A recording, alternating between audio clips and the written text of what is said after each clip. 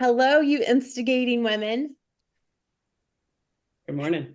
Today we How have are you? Kate, my partner, and we also have a guest. I'm so happy, excited, thrilled to have Senita Lenear with us today. Senita has been the first Black female city commissioner in Grand Rapids and is now running for mayor.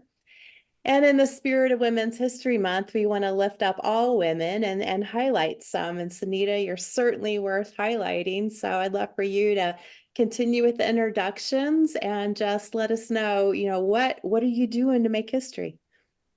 Thank you so much, Gwen and Kate, for having me. I'm excited for this conversation today. And thank you for, if I can just shout out Jane Geetson for, thank you, Jane, for making the connection. Jane is the connector of all connectors. Like she knows everybody and she can connect the right people at the right time. So I'm grateful for that.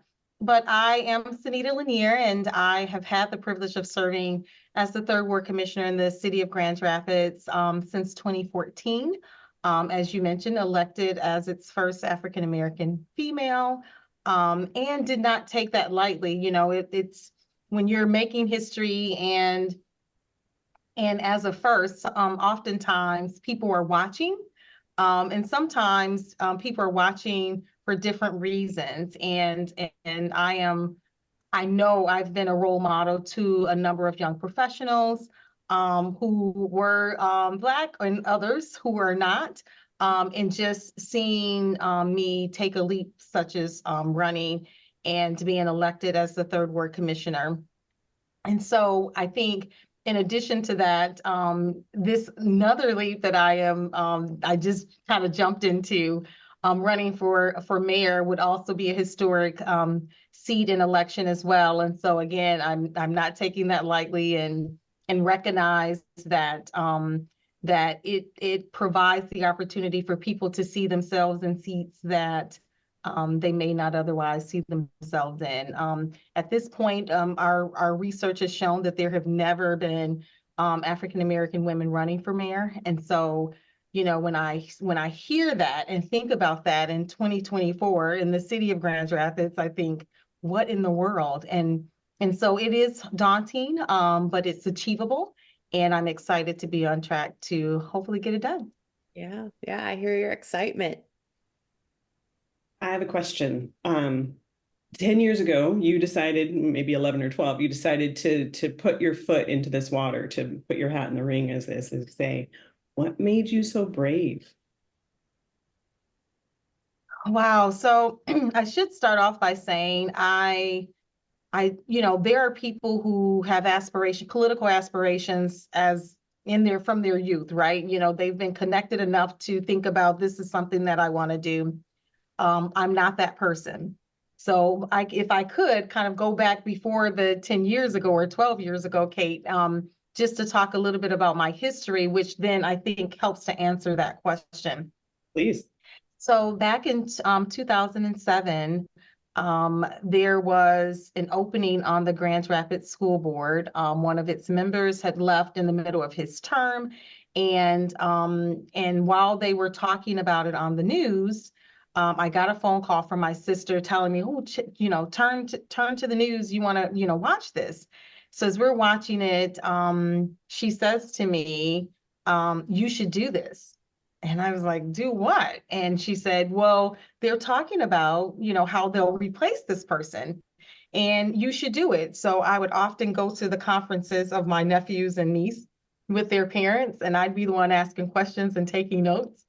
And so she was like, you're doing that, so you should do this, on a bigger scale. You like, getting involved, you like community engagement, you like education. And so I listened to her. I talked it over with my husband and decided to throw my name in the hat.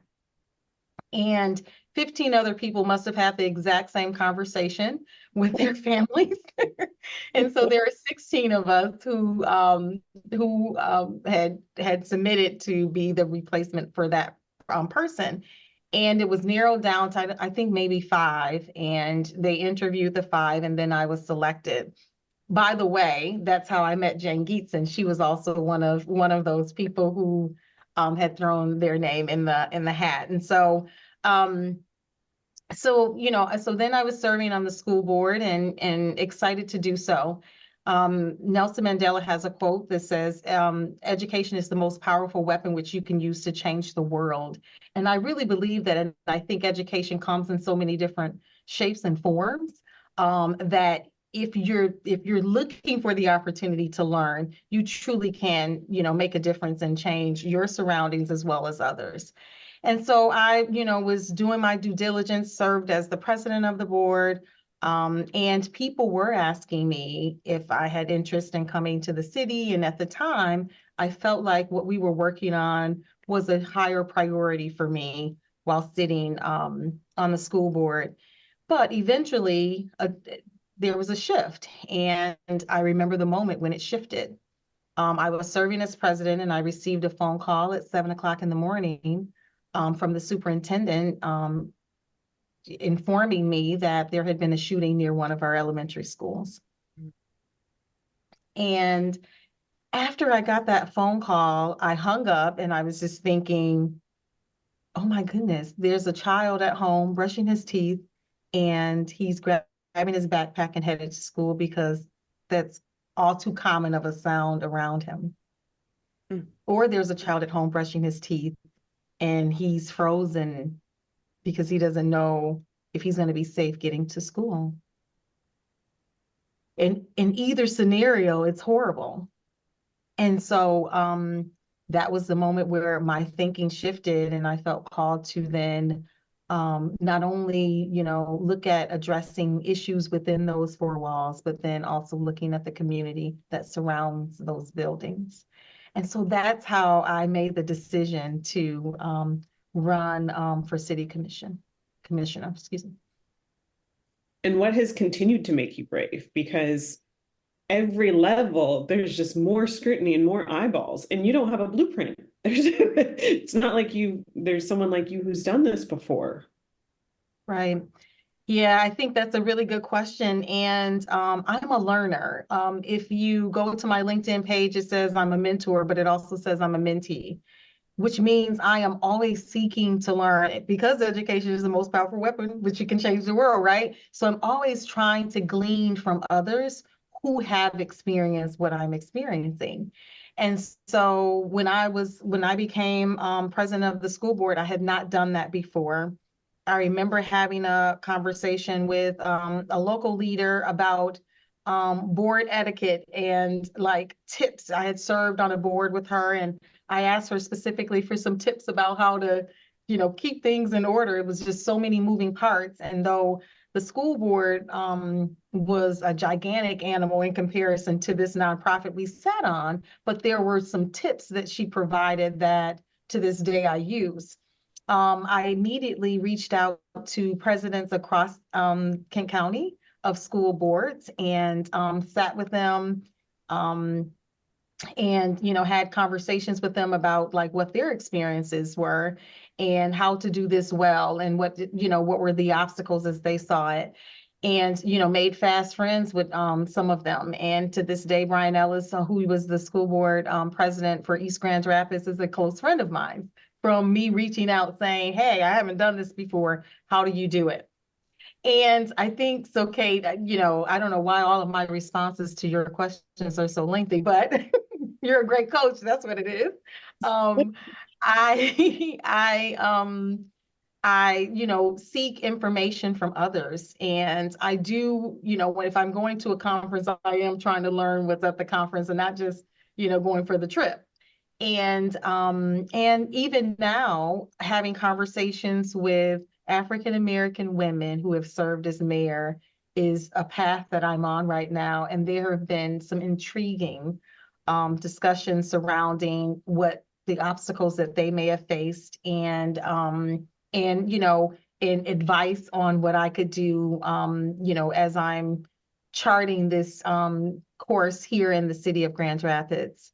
I think, just making sure that I'm open to understanding and learning, I think, is the biggest thing when I'm on this path, as to your point, without there being a clear direction of how to do it. And I'm grateful that the city of Grand Rapids in the third ward elected me more than once to serve as their commissioner.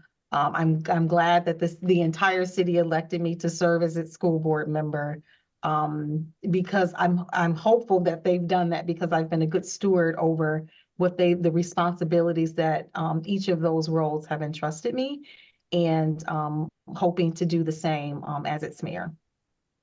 Fantastic.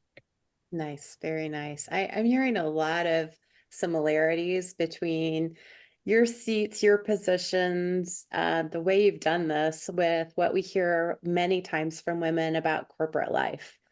There just aren't as many women at the top. There are not as many diverse women at the top or even middle or many places.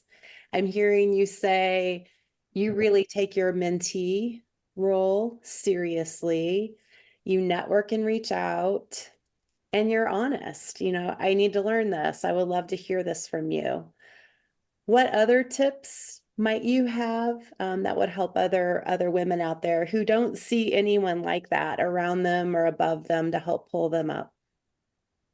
Yeah, well, I truly believe that representation matters. And so being accessible is critical. And so one of the things that I did, because almost immediately after becoming elected as the commissioner, I had, a number of young women reaching out, asking if I could mentor them. And I wanted to do all of them because they were great women and had so much potential. And I instead, because I didn't have the time capacity to mentor each of them individually. Excuse me. So I established a mentoring program that I call the Fountain of Genesis. I'm a business owner. The name of the business is Genesis. And so we just extended this component within the business.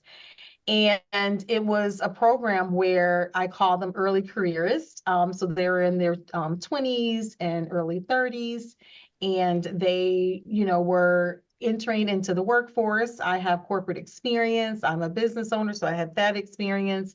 And we just, talked about whatever it was that they wanted to talk about. We met every other month as a full group. And on the off months, I would have like lunch or dinner with a couple of them, which would then give them a chance to kind of ask more intimate questions and specific questions to what they needed. I, during those on months with the entire group, I had curriculum that I developed, that I was walking them through. And it was really just talking about my experiences over time and categorizing them in such a way that it was tangible, bite-sized nuggets that they could then take with them as they're entering into the workforce or moving up the corporate ladder or launching into their own business, or even, venturing out to become an elected official. And so, I think that was a way of trying to make sure that that people saw what they needed to see in a way that was reachable and tangible for them. And even after, that more structured format, because what happened at the end, my goal was to do that annually and get another group. But at the end of our first year, that group wasn't ready to be done. And so so then we started doing other things, and then eventually the structure of it kind of went away. It's probably something that I'll bring back. You have to make time for the things that are important. And it was really important. And I got so much from it participating with them. And I heard back from them that they were getting a lot from it as well. And so it's probably something that I'll resurrect at some point. Yeah. Great examples of mentorship and menteeship. We've talked about reverse mentorship, and you said you learned as much from them. So, we would like to promote, sometimes it's about surrounding yourself with the up and comers and learning from them. So what are a few things that you might have learned from some of your mentees? Oh, that's a really good question. I think that generationally there is, well, let me say this. I'll start by saying when I was in corporate America, I worked at the same company for 14 years. and I've owned my business for 15 years. And so there's this kind of this, you just stick and do, and there was an overlap between the business and the and my corporate experience. But I just do, I just stay the course, probably is a better way of just describing it.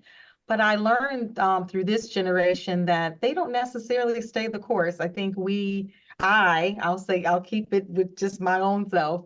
Even when you probably knew that maybe you should shift, there was comfort for me in staying there.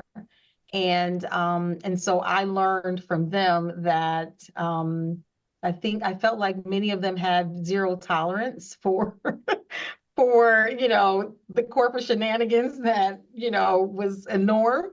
And so that was something that I learned. So maybe helped you with the courage piece that Kate was asking about. Right. That's right.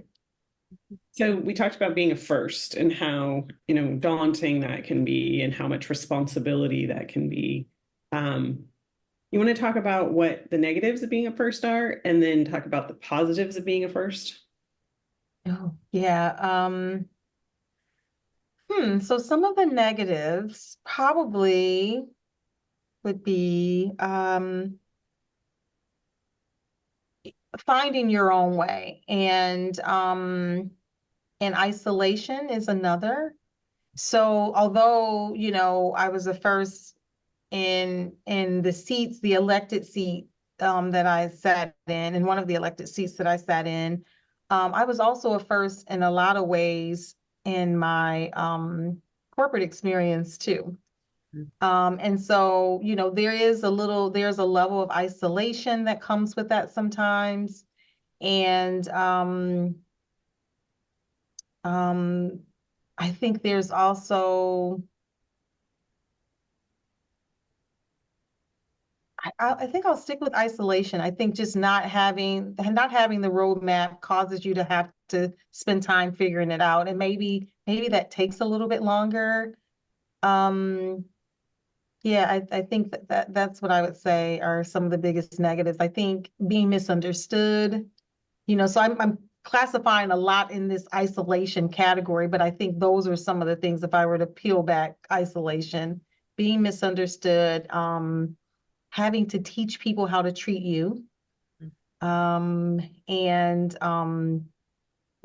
having to work harder sometimes so that then people will know that this isn't a one-off, that I belong here, and I belong here because I do an exceptional job at what it is that I have before me.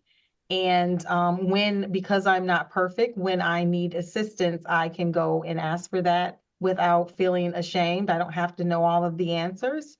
And so people not believing that in some ways, and their disbelief shows up in a variety of ways. The positives, I think, are, well, I think the other thing is the pressure. Let me add that on the negative side, the pressure of you are doing this first. And so, you can't afford to mess up, is on the negative side. I think the positives are, you are doing this as a first. And so you do get to blossom and create the path. And the path does not need to look like any other path that has ever existed because you're a first. And then you get to meander through that path the best way you see fit, which likely will be different because there are differences that come with me being a first.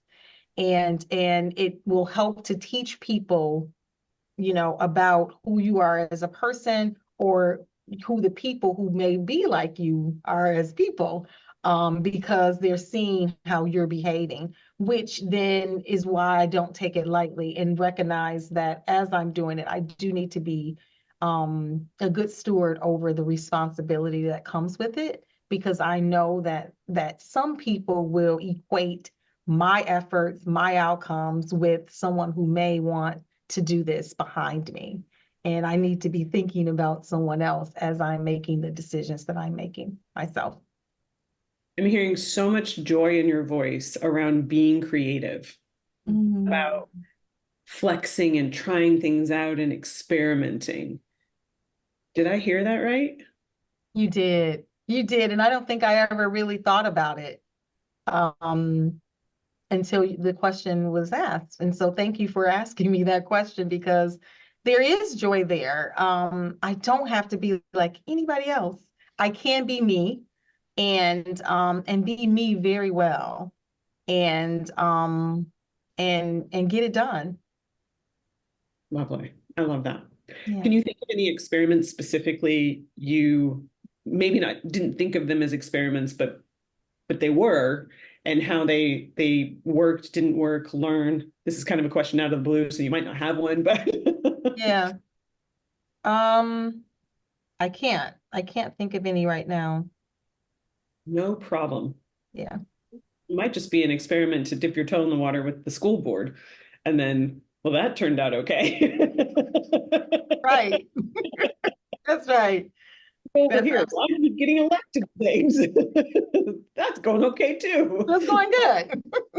Yeah. That's right. Because I'm electable. Lovely. Yeah. Anita, I also heard you giving yourself a little grace to recognize it's going to take a little more time as the first, and you're going to meander a little as you're trying to create. What that means for most women is they're going to do that and this and they rarely take the time to think about what are they going to have to give up for a while or pause for a while to give themselves the time to do this without becoming overwhelmed. So, do you have examples of what you put on pause or stopped for a while? Well, so one of the things I think I do really well is compartmentalize. And so because of the nature of my work and being elected for so long, and those responsibilities being more than what you sign up for, and being a business owner and having, worked in corporate America, being able to put responsibilities in the proper box is something that I think I do well so that I can then take on and off hats and get the things that I need to get done when I have whichever hat on that I have on. And that also includes obviously my family life as well. And so I think, if I don't know that I gave this up, but I paced it. And that was probably the growth of my business. Mm. So we were growing and have grown quite a bit. Every year we're growing. But one of the things that we have not done is advertise for our business because for capacity purposes. And so I've been building out my team, and as we've been growing, then the team takes on the responsibilities that they have. And we just had another point of growth for 2024. Excuse me, that I've added another team member so that we can make sure that we're shouldering all of that. And so I don't know that I've given it up as much as I've paced it so that I don't have to give anything up because I don't like dropping balls. And so, I wouldn't take on more than we could handle so that then we can handle what we have very well. And it didn't feel like it was giving anything up because I never had it. Mhm. So maybe I would say pace more than give things up. And pace is critical. Many don't even think through that until they've hit the wall. You Mhm. also reached out to others and brought others in to help do the work. It wasn't just everything on your personal to-do list. So that's another key there. I Mhm. hear delegation Absolutely. is a strong part of your methodology as well. It certainly is. I share this with my husband often. Like I'm a master at delegating. And he's like, oh, I know. But yeah, and part of being able to delegate is making sure that you have the right people to delegate to. And so that's critical. And so I've been able to do that along the years in corporate because there were people who were within the department or an assistant that those responsibility things could be delegated to. And then at the in the business, excuse me, then it's been, how do I build the right team who can take on the things that there are things that I want to keep within the business, that even because serving as mayor is a part-time position, so they say. And so I would want to keep on some pieces of the business while serving as mayor. But there are others that I think I've equipped people to be able to handle really, really well. And I'll be there to kind of on the sidelines, providing what's needed and necessary for them to be just as successful or even more successful that I was doing those same things. Great. Yeah. So, do you have any time for things like pleasure, joy, play, well-being? How do you factor that in, if at all? Yeah, so I do and I don't. I'd like to have more of it, I think. But some of the things that I do like to do is I like to go to the movies. Sometimes I go to the movies alone. Um, Oftentimes, actually, I go to the movies alone, and that works for me. I enjoy that actually. I love to read, and so I will, read. And I keep a book on the nightstand that I'm constantly reading when I, have some time. And then there are other books that I'm really reading. So I'm reading to finish them. So but that someone could look at that and say, is that really recreation, or is that, because most of the books are books that I'm learning something from.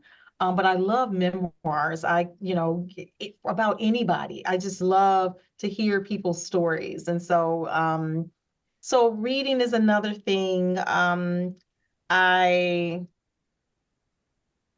will, for well-being, I'll veg out like on HGTV after a long day of something stressful in order to kind of bring myself down so that I can then go to bed and sleep peacefully. Or some silly show like Kings of Queens or something like, or Murder, She Wrote. I'll marathon those kind of shows out, But yeah, I'll do that, and that helps me to come out of whatever the heaviness of the day, whatever that experience was. It gives me what I need to set that aside so that I can rest well. I sleep really well. I'm a napper. So that's another well-being thing is I go to bed before I go to bed. So I'll fall asleep in my den before I go up to go to bed for the evening. And that works for me. I enjoy it. I love sleeping. I can remember stories of I grew up in Chicago. I moved here at 9, but spent some of my time in Chicago. And when you're in a big city, visiting people is a half hour away, instead of 10 minutes like it is in Grand Rapids, or 15 minutes. And so oftentimes, I can remember my parents saying, you'd be asleep before we hit the corner, because I would fall. I just love sleeping, and, getting carried into the house is what would end up happening as a child. And so I enjoy that. Right. Good tips. Kate, other questions? All the others just came naturally to me. So I'm not thinking of any right off the hand that I can, yeah. Yeah, that's okay. And then Senita, any final thoughts, words of wisdom? You're certainly inspiring to many and more, we hope after this. So what would you like to tell people? Inspiring. I don't know. I think what I'd like to say is, I think your audience is national. And so, there will be people who will hear this who, can't vote for me. So the cliche, vote for me, here's the date. I'll say that. But, I think find something that you enjoy doing. I often say when I'm, speaking, is what makes you cry and what pisses you off is where your passion lies. And when you figure out where your passion is, do that and do it well and do it hard and keep doing it. Find ways to do it, even if there is no money involved. Find your passion and get at it. Love Love it. it. Love it. Yeah. Thank you so much for your time and your wisdom. It was an absolute pleasure. Mhm, Always. Just mhm. really nice. Thank you. Yep, Thank you. Thank you both for having me. I really appreciate being here. you're welcome. And good luck. Yes, Thanks. good luck. We hope to see you as mayor. That's right. Yeah, when that happens, I'll come back. All right, it's a deal. That's right. Thank you both.